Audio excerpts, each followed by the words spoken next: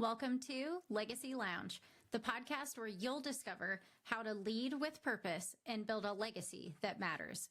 So if you're ready to step into your full potential, show up authentically for yourself and others, and create a lasting impact on the world, you're in the right place. Let's begin.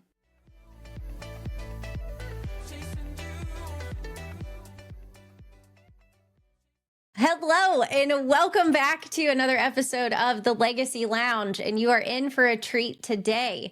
I am talking with Olivia Nunn, the CEO of Olivia Nunn Communications. She is also a podcast host of the Unbreakable Storm and a 20-year Army veteran who has helped transform her own journey throughout a lot of different transitions, from divorce to personal battles, into a platform that is literally helping to save lives. Olivia, I know you've got the ever incredible quote, to have it all, you have to risk it all. And I would love to start with that and what that means to you. But I'll give you a second to say hello to our audience and introduce yourself and share anything else that you would like them to know. Hi, thank you so much for the chance to be on your show and to spend time and space with you. So I'm looking forward to it. Yes, I am too. And I'll be honest, the first time I read the quote, and I have heard you say it, and I've listened to other podcast episodes that you have, it really resonates with me. To have it all, you have to risk it all. So could you start us out with that and what that means to you? Yeah, so, I think there's like a lot of quotes that I've read that have resonated with me. And for me, where I thought like that for me that was really personable was from business and for love. And I put that together as I was coming out of divorce. And I was grappling with this idea of how society looks at love. Particularly, like, there's like unwritten timeline about love. Like, you're supposed to love, or you can't love somebody until a certain timeline, whatever this magical timeline. And I kind of decided that I'm not going to listen to what society says. I'm going to be unapologetically me. And if I choose to love somebody at whatever timeline that is, that's just going to be me. And not be afraid to say that I love this person wherever that journey may be. But I understand that when you open yourself up for that, you risk part of yourself. And I recognize that coming from a divorce and having been with somebody for 20 years, that's a really vulnerable space. And so in order to truly love somebody, you have to risk parts of yourself. And that's kind of where I sat with that. In order to have it all, to have this love, to have this freedom, to have financial freedom, to have like this ability to live whatever life that you wanted, you have to double down. You have to risk everything. So whatever you put in, you have to, take out. And so that's where that quote comes from, was to have it all, you have to risk it all. I love that. And a totally different love entrance here. But my husband and I dated for 10 years before he finally proposed. And we were long distance majority of that relationship, like 7 hours driving one way, long distance. And we both were building our careers, and we were attending weddings. And then those that got married started having their kids. And we were that couple that was like, are they ever going to get married? But we knew early on kind of what we wanted, and that we were in love, and went against society and the norms that we believe are rules, but they're actually not. And it feels really good to hear someone to really understand it's my choice. And yeah, if I'm going to give it all, I also have to understand I'm taking the risk of the hurt that can come with it. But I love this outlook and the share. And thank you for believing in that the way that you do, and representing that throughout your business too. It's amazing. So transitioning here a little bit, I know if we want to call it an awakening or a shift or just a monumental moment in life, something that resonated with me in some previous conversations with us is that the leadership belief that almost broke you, in believing that strength meant, never asking for help, especially as a woman in a very male-dominated environment, especially in the military, in the Army, and walking through, what that costed you by not asking for help. Yeah, so the military is this unique environment, and there's this perception that you have to be strong and competent. And somewhere along the line, I think I equated competence and strong as not asking for help. I think that was a subliminal message that I picked up very early in my career. And also part of that was being a woman in a male dominated space. And because I spent a good part of my early part of my career being the only woman in that combat arms male dominated space. And I felt like, well, there was a lot of pressure that was definitely put on me. I also put a lot of pressure on myself. And that pressure was, I can't screw this up. If I screw this up, then I'm going to close the door for any woman to follow behind me. So with that being said, I felt like if I didn't come to work being in the perfect part, whether that was looking the part or knowing the part, then I'm going to inadvertently shut that door. And so for me, I equated asking for help as a sign of weakness. So although inside I was, oh my God, I don't have my shit together and I don't know what I'm really doing. Let me take a ton of notes to figure out what the heck I'm really supposed to figure out how to do and go research that so that when I come back, I like actually know the answer. But I didn't know how to ask for help. And the impact to that, when you carry that load mentally, emotionally, and physically and spiritually for such a long time, it catches up to you. And then when you have events or trauma that is impacted onto your life, there's only so much that the body can handle, right? I mean, there's a book about it, The Body Keeps Score. Yeah. Yeah. And my body mentally, emotionally, physically just collapsed. And I truly hit rock bottom. And I like to say from a visual perspective, because I'm a very visual person, it's like this box. And every time trauma or crap would happen, I would metaphorically open this box, put that in, and I would close the box. And we're like, we're not going to talk about it. We're not going to dissect the emotions. We're just not going to talk about it. We're like, yep, this happened. Shut, close it. And I did that for so long. And at the very end, when I was retiring from the Army, which is a huge traumatic, emotional, mental, physical thing that's going on because my identity is wrapped in this, I was going through an unexpected divorce of somebody that I'd been with for 20 years. We were married for 16, but I was with him for 20 years, which was the span of my whole entire Army career. And because I was so unexpected, that lid just didn't want to close anymore. And I had to come to grips with not only my retirement, my unexpected divorce, but all of the other things that I had just shoved into the box that happened throughout my career, my deployments, my moments of almost not coming back, my assault, all those things that I was just like, for another day. And it just came gushing out. And for me, that's where I felt like I couldn't handle it anymore. That's really was my first rock bottom moment that I felt like as an adult that I hit. Yeah. I mean, there are so many relatable emotional and mental cues that for me just tapped into myself. I mean, I have like full body goosebumps because I feel exactly what you are saying in the emotion of what that feels like inside of myself from two very different experiences. But I think the biggest one for me listening is that the identity loss because of having this incredible career in the Army for 20 years and having the stability and the security of knowing your partner for that long in that portion of your life. And you've become this person who you're comfortable being because it's who you've been.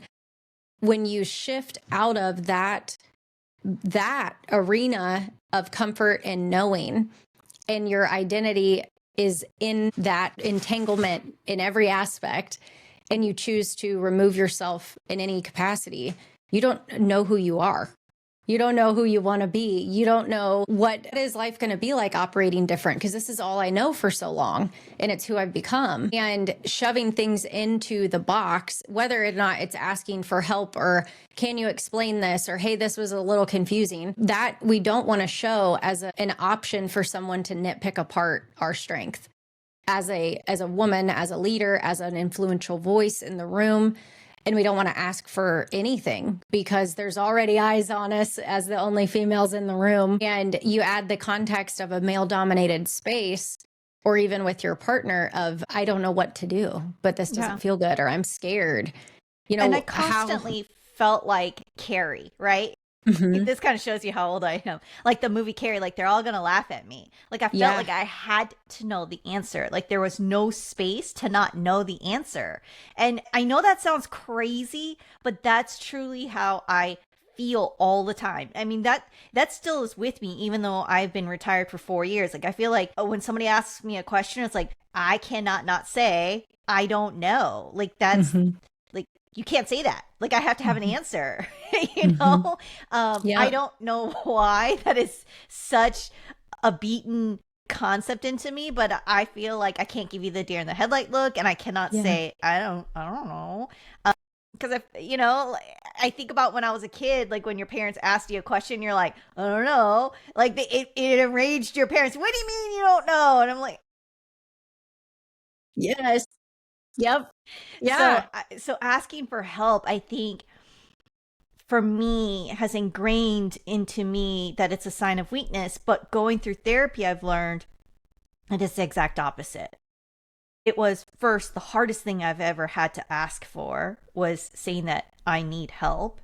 And then recognizing that while it is the hardest thing that I've ever asked for, it is truly a sign of strength. Because while it does open you up for vulnerability, it does show that you are human, and that asking for help is a true sign of strength because it recognizes that you need to take time out for yourself.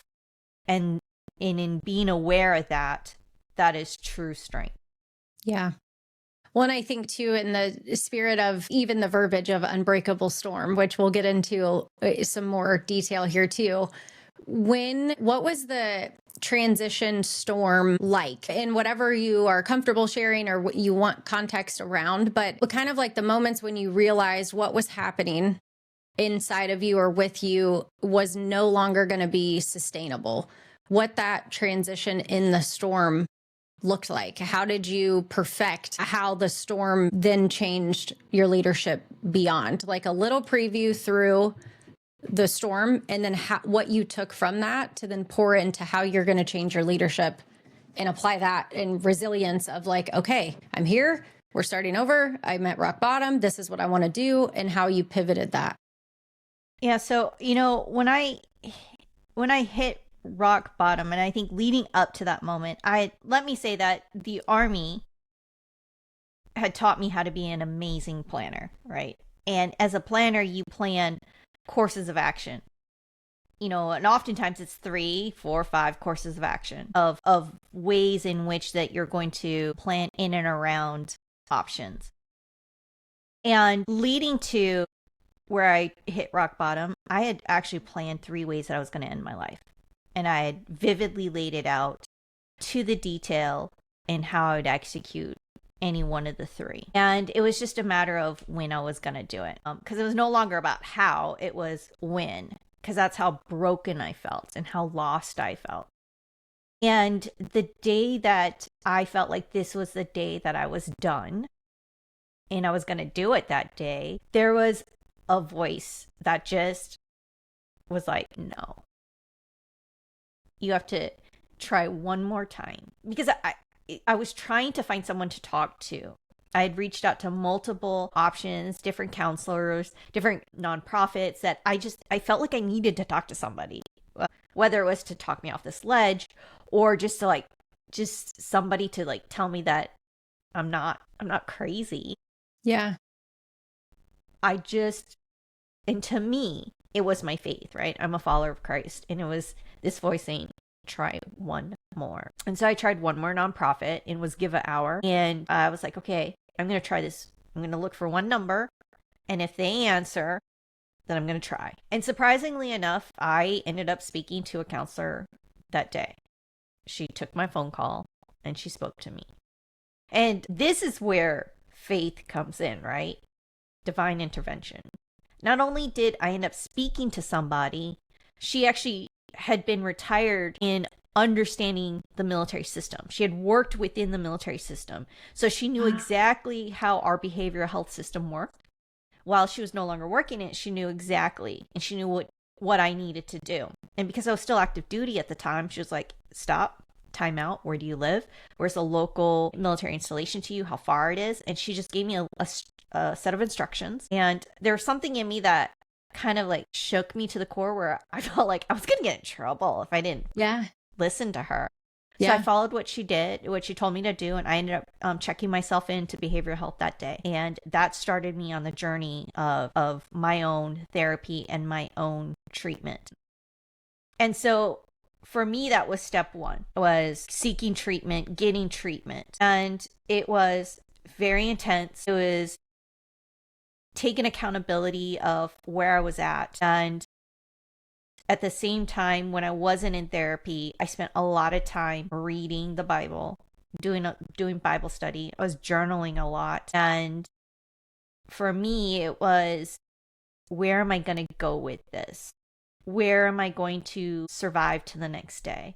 Because up to that point, it was a lot of blackout days, a lot of, I don't even know if did I eat today? Did I, are my kids, are they well off today? And if it wasn't for my sister and for my mother, who knows if my kids would have had, the basic necessities. I mean, that's just how lost I was, to the point where I had chunks of hair fall out. I'd lost, 20 pounds in a matter of 2 weeks. My face looked like I was a teenager all over again. I had massive acne. I mean, I did not look good. On the backside, everyone's like, wow, you look great. I want to know how you lost all the weight. I want your weight loss plan. And I still, to this day, I was like, you never want the weight loss plan that I went through. But for me, it's where do I go from here? Where do I rise through this? Because I can't keep being where I'm at. And for me, it was sitting in a lot of prayer. And I shared just like one little snippet of where I was at, and I got a ton of feedback from that. And when I got that feedback, and most of it was purely positive, it felt good.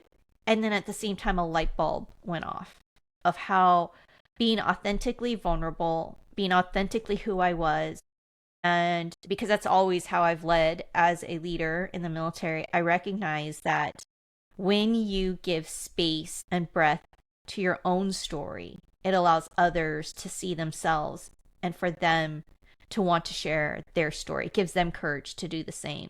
And that was my aha moment. That was my moment of, if I can do this and it can open a doorway for somebody else, this is where I need to be. So powerful. I first off just want to also thank you for sharing the context that you did. That in and of itself takes a ton of vulnerability, but also security and acceptance in yourself of, yes, like this is where I was and it was not good, but that also isn't going to define who I am and how I operate the rest of my life. And I think what's really incredible here is, even in the midst of that chaos in your mind, in your life, in your body, in your reflection in the mirror, that you had even made the decision, I'm going to make one more phone call, and it clicked. And you heard the voice amongst the chaos inside to just try one more time to get help. And it landed with the exact right person who heard you and saw you and helped guide you to get into the right movement that allows you to still be here today. It's incredible. And I think, I don't know if this was where I read this, but there's a quote that you have said that resilience isn't about avoiding the storm. It's about becoming unbreakable within it. And I think that is a beautiful depiction of that, in resilience at its finest. And it opens the door for others to be able to see themselves and understand that, yeah, this really sucks right now, but it doesn't have to suck forever. And I just appreciate your context around this. This is very powerful. No, thank you. And, something else I'd like to say is, while that was a moment in my time, I think there's some myths that go with that. I think people feel like, well, she's been there and she came back from that moment. You're done. Mm-hmm. You're all good. You're done. And that's not the truth. Like, I still struggle with depression and anxiety, and I still hit lows. And I still grapple with those moments. In fact, I just shared not too long ago that I've been at this low just with everything that's been going on with the economy and losing a job and still struggling with, who am I and am I providing a value to the community that I love so much? And so this is an ongoing battle. So this isn't just a one time. So this is something that I grapple with consistently. And so, with that being said, I think it's super important to recognize that the actions that you can take for those that are in and around your community, take the time out to make that phone call, to stop by and say hello, to reach out and do those what we call buddy checks, right? Because you have no idea how a message of saying, hey, I wanted to let you know that you've been on my mind, that I value this part of what you do, can totally change how somebody sees themselves and how you could be truly, stopping the negative thought that they have themselves. And in doing so, that they're going to choose to stay. Yeah. Yeah. It is like an invisible lifeline that you don't even know that's your role in someone else's world at that day. But there's a reason that you are poked or pushed or prodded to say, like, hey, you've been on my mind. I know it's been a while since I talked to you. Or, hey, I saw this and thought of you. I miss you. I'm thinking of you. It can totally change where someone else on the receiving end is in a moment that it really needs to be there. So powerful. Kind of oddly shifting gears here slightly into almost like the transformational side of your leadership platform within the masculine area into what that looked like for balanced leadership. Because I think for a lot of the listeners, male and female here, but there is a bit of pageantry that kind of comes with the role, I'm assuming in the military, of seeming like the most, unexpected. She's always polished and she's always put together, and how the pageantry side of leadership in the Army had an unexpected leadership lesson hidden inside. Yeah, so I think when I say this, I think people are surprised. I find pageantry a lot tougher than my time in the Army. And here's why. While, I was very put together in the Army and I knew how to wear a uniform very well, and when I was not in uniform, I could wear outfits and dresses, and I loved doing that, and I was very polished as well. But and I wore heels too, but there's a different set of grace when you're wearing 6-inch, pageant platforms and these Yes. ball gowns, and you are walking across the stage in your fancy dress or in a swimsuit, or you're in an interview and you're giving these, questions that are on time. It's a different type of grace that's required. And while I felt like I was comfortable and confident and capable of leading into combat in an operations room in the Army, I felt actually kind of lost and like a fish out of water in the pageantry world. And I had to relearn how to be graceful because I spent so much time in my masculine energy for 20 plus years being in the military. And I felt like I had to relearn how to get in touch with my feminine energy, shifting into the pageant side. As much as I love dresses, I had to relearn everything. I mean, I had to hire someone to teach me how to do makeup because my only thing I did in the Army was eyeliner, mascara, and lip gloss. That was it. And so, doing a full face of makeup like I do today, like I had to learn how to do this, and I still struggle with this, right? So when I go to like a ball or a gala or something like that, like I hire someone out to do that because my skill set is still not there. And it's not just the walk, it's also posing, right? Like, what do you do with your hands? And how do you stand? Where is your weight being shifted? Those are different skill sets than standing in combat boots and marching in a parade, right? Where the precision is different. And I truly appreciate the skills that I've learned in pageantry and the sisterhood that I've gained in pageantry. It is a sport. When I started it and I got a coach in pageantry, and I love my pageant coach. I have a fitness coach and an actual posing coach. She used to tell me all the time, pageantry is a sport. And when she first told me, I kind of looked at her like she grew a horn out her head. And then as I went through it after a couple years, I'm like, oh yeah, it is a sport. It really truly is a sport. And I do appreciate how it's really helped me grow in my feminine side. I mean, I'm trying to think of two more different arenas of the Army and pageantry. To have that in your repertoire is incredible because they're so opposite in skill set and in delivery. They're both incredible, but require very different things. And I think what's really cool is listening to you is that you've learned to lead with both strength and grace. And I'm curious, like, how you have felt or seen that change your effectiveness as a leader, because they're so opposite in skill set of where they come from, both very critically important. But how do you use that to your benefit of being an effective leader by balancing both your strength and your grace at the same time?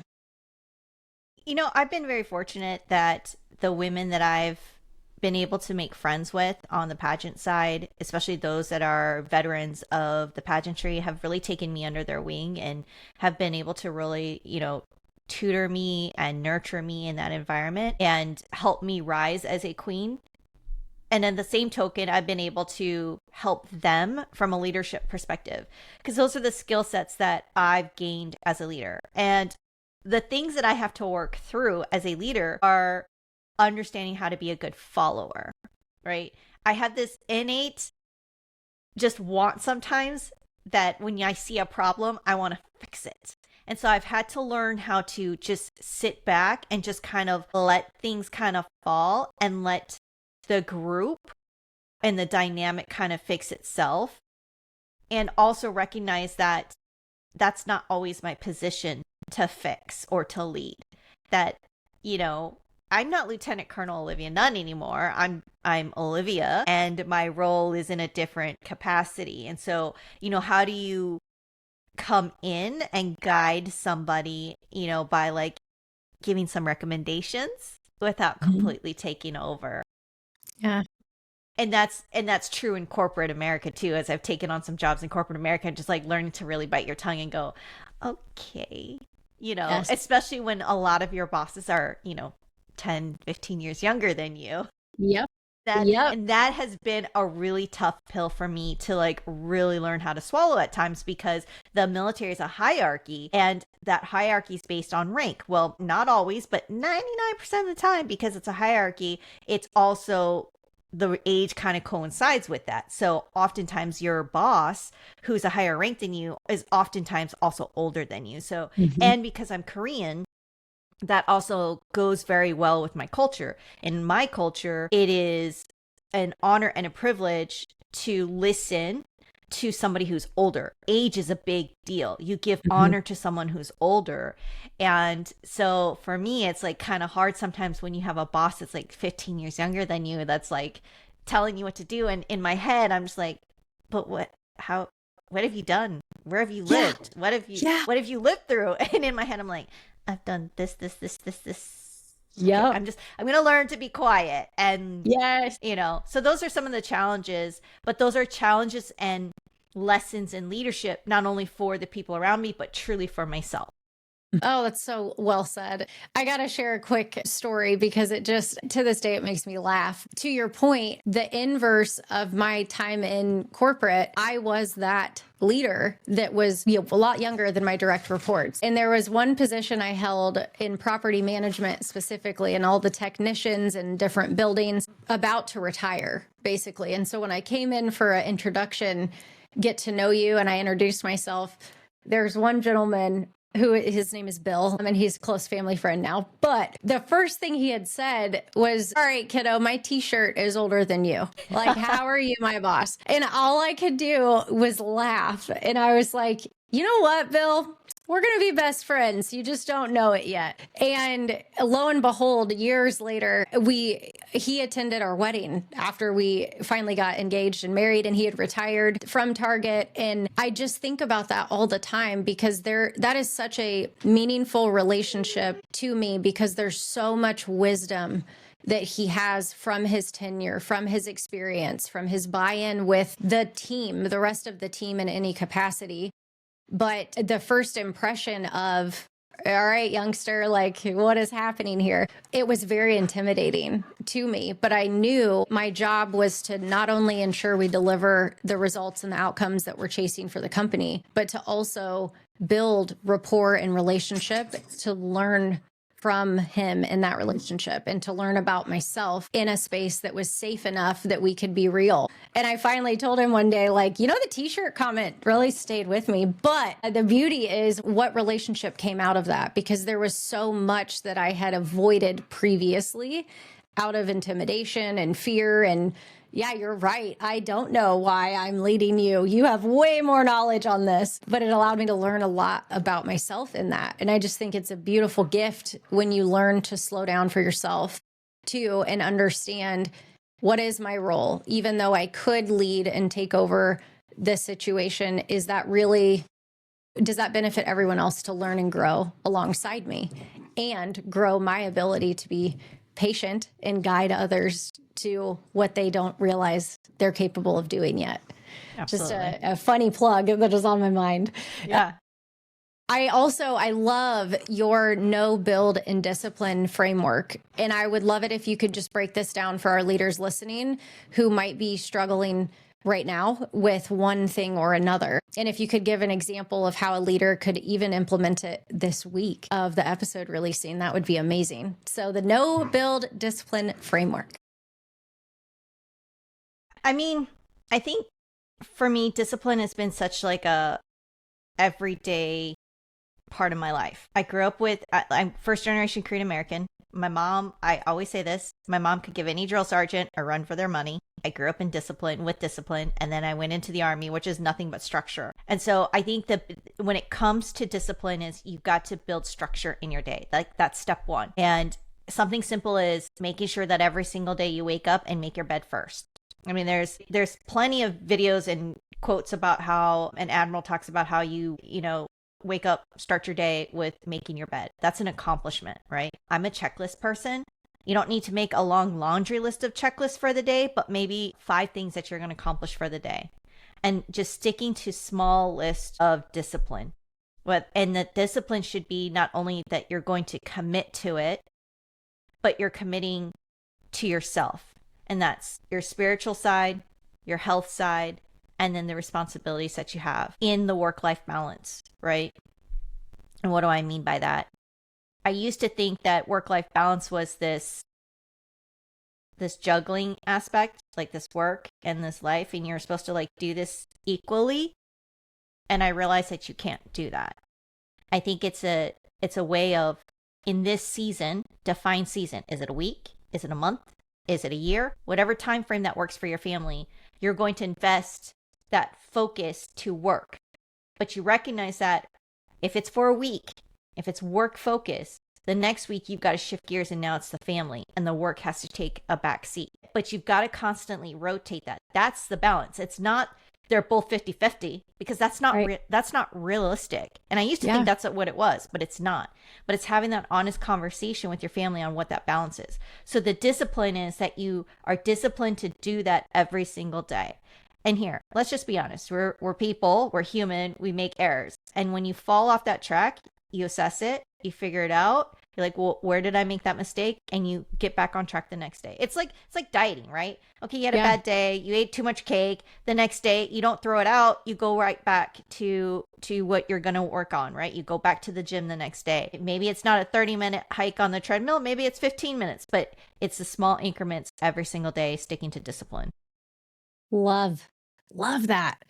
And I think for a part of the Unbreakable storm vision is not everything does go perfect to plan once we even think we have it figured out.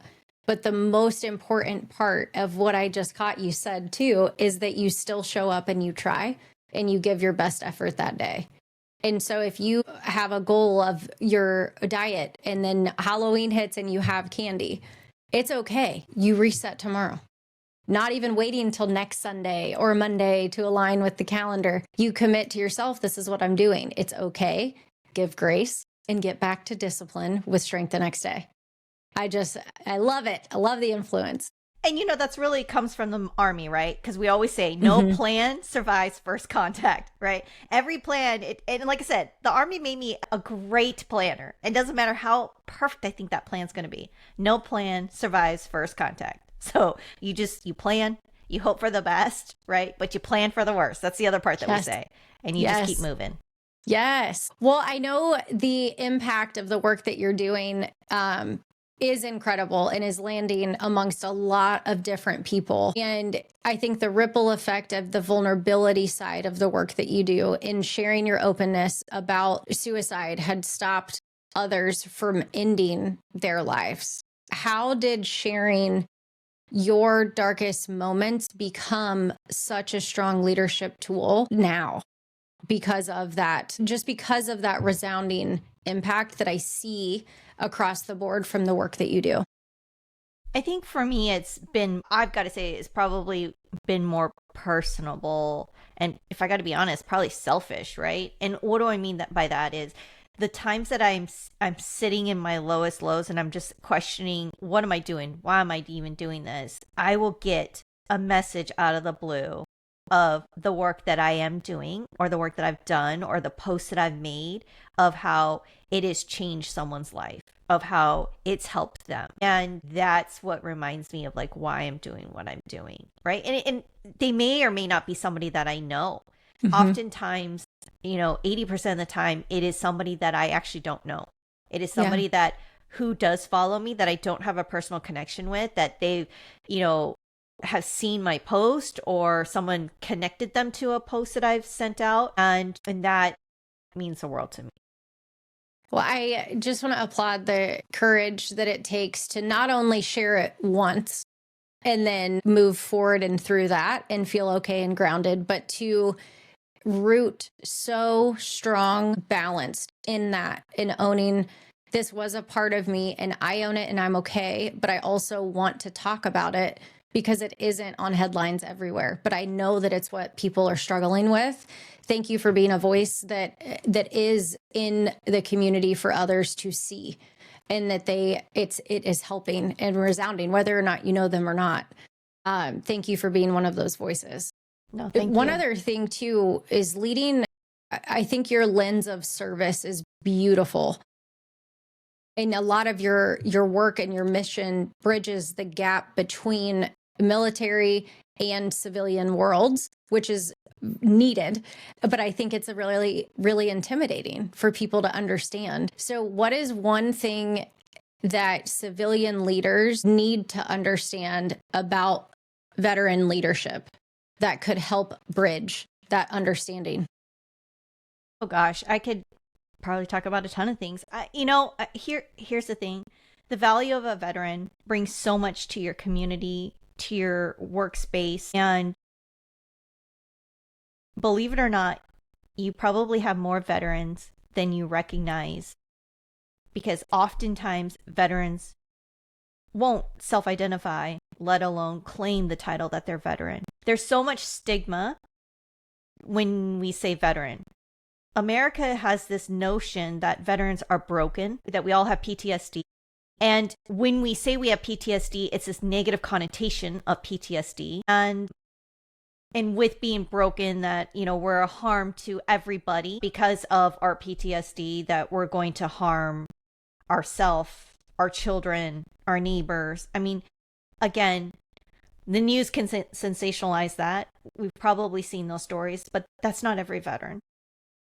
And while many of us have invisible wounds because of PTSD or TBI, we're more often than not a harm to ourselves than anybody else. But what we bring to the workforce, what we bring to your community is discipline, dedication, loyalty, a team member, all the values that you would want in your community, at your workplace. right? They bring in soft skills. They bring in leadership skills that you cannot train anywhere else. It is embedded into us. And the other part is I want America to understand that we might be a little off in the way that we speak. We have our own unique vernacular. We have a different body language, right? Some of us talk with with our hands. We call them knife hands, right? But I guarantee you, we're probably the most dedicated, loyal member you'll ever find on the team. But the other part that I want your listeners to know about veterans is our community does lack the resources to assist us in certain aspects in our recovery, such as mental health, right? We have served proudly for our country. We just can't keep up with the necessary, health coverage, health resources that are necessary because of our service, right? Whether it's TBI, invisible wounds. And that's not just for that's not just for the military member, but also for the family members and their children. And so, yes, is TBI, is mental health, are those things an impact to our community? 100%. But those aren't negative things that should turn people away from our community.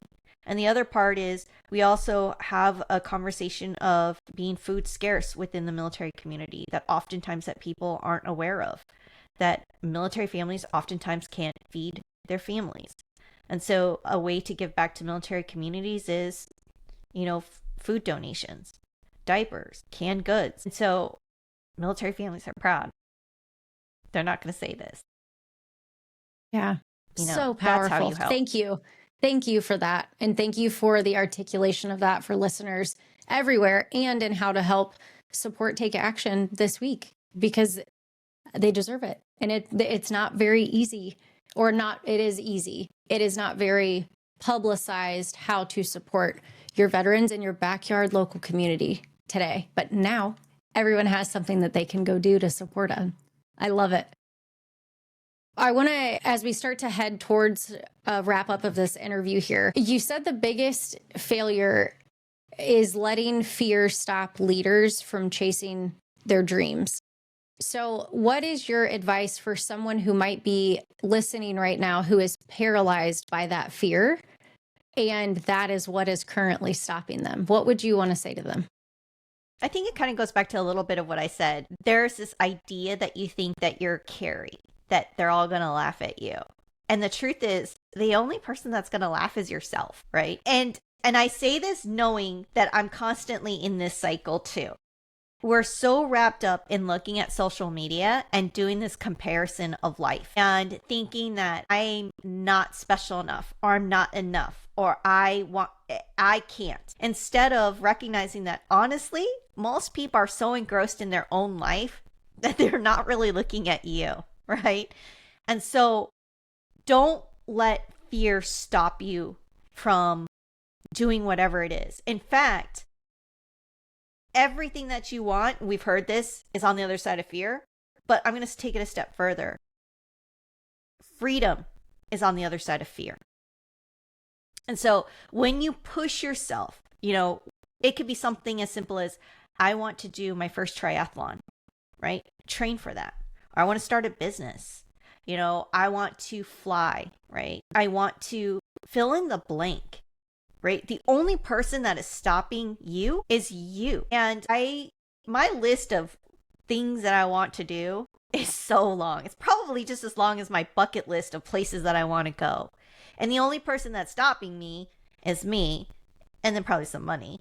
But it's just me. And I think if you follow me on social media, that's what people are seeing, is that I'm doing it for me. It isn't about social media. It isn't about likes. It is me. These are all the things that I wanted to accomplish as a child.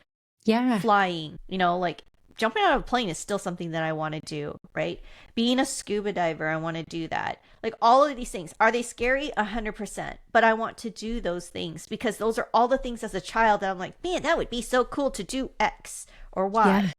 So the only person that is stopping you is you. And no one is going to laugh at you. The only thing is you've got to try. And what's the worst thing that's going to happen if you try? That you find out it isn't for you and you don't like it, or you find Yes. out that this is the most amazing thing ever and you want to Yes. keep doing it again. I mean, you only live one life. As someone who's almost died a few times, right? Who shouldn't be sitting here. And I'm talking about those times in growing up, in college, and also in combat that I look back, if it wasn't for God watching out for me, I shouldn't be sitting here right now. You have one life. Take it. Yes. Well, I think this is perfect segue into our closing. As you know, Maya Angelou said, people forget what you say, but they do not forget how you make them feel. 100%. As leaders listening, thinking about their own leadership, their own legacy, their own choice in the control that I am the one that's in control to say, let's do it. What do you want them to remember from you? I think more importantly is the legacy that I'm leaving behind. I want people to remember that I was part of a community, a military community that gives, and that I was part of that giving community. But more importantly, that if you ever have the opportunity to meet me, that however you met me, if you follow me, I'm one and the same. That I've lived my life authentically one and the same. And I think that is the true test of leadership, that you are authentically leading and living your life, and that what you give out, you truly give back. And if you are authentically living each and every day to the best ability, and we all fall short, right? But if you're authentically living your true self and being kind, I think that's the best way to live. Yes. Well, as a woman raised in a military household of a dad in the Navy, and all of my uncles, all of my grandparents that served, thank you for your service, your 20 years of service in the Army. Thank you for the work that you do today and the way that you lead. And thank you for choosing to lead from a scar instead of leading from a wound, because it's allowing your messaging and your mission to resonate at large to people that really need to hear it and that need your voice and your work in their life. So thank you for everything that you are doing, and know that you've got a supporter in me rooting for you all day, every day. To close out this episode, where can people connect with you? And we will include your website, podcast, and social platforms in the show notes, but anything connection wise that you want to leave with the audience. I'm on almost every platform: LinkedIn, Instagram, Facebook, _Olivia Nunn or Olivia Nunn, depending on the platform. And my 2 podcast series will be launching here soon, Women of War and Unbreakable Storm. And look forward to connecting with anyone who, wants to be part of that story. And I appreciate just having time with you today. I appreciate it. Thank you, Olivia. Listeners everywhere, continue to lead authentically and build a legacy that you can be proud of too.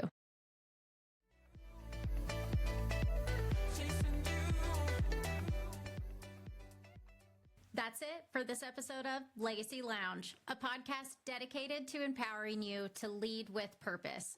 Remember, leadership begins with you.